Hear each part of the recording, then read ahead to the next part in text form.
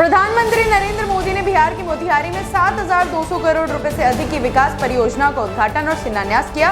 उन्होंने कहा कि चंपारण की धरती ने इतिहास रचा और अब बिहार को विकसित बिहार बनाना है। पीएम ने पूर्ववर्ती कांग्रेस आरजेडी सरकारों पर निशाना साधते हुए कहा कि एनडीए सरकार ने राज्य को कई गुना अधिक विकास निधि दी है।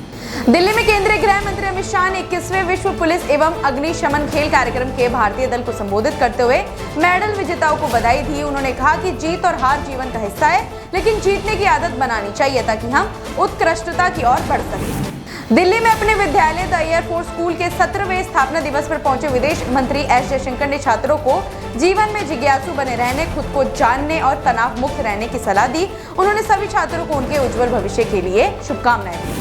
मुख्यमंत्री देवेंद्र फडणवीस और केंद्रीय मंत्री अश्विनी वैष्णव ने मुंबई में Indian institute of creative technology national film development corporation campus का उद्घाटन किया। ये संस्थान देश के क्रिएटिव टैलेंट को नई दिशा देगा।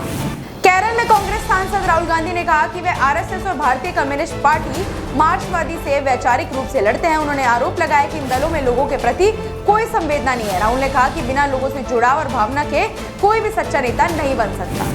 ईडी की छापेमारी पर भूपेश बघेल ने कहा कि विधानसभा में अडानी पर चर्चा होनी है, इसलिए मोदी शाह ने मुझे डराने के लिए ईडी भेजी है। उन्होंने कहा कि हम न डरेंगे न झुकेंगे, ये सत्य की लड़ाई है। उन्होंने भरोसा जताया कि हम एजेंसियों का सहयोग करेंगे और हमें लोकतंत्र व न्यायपालिका पर पूरा विश्वास है।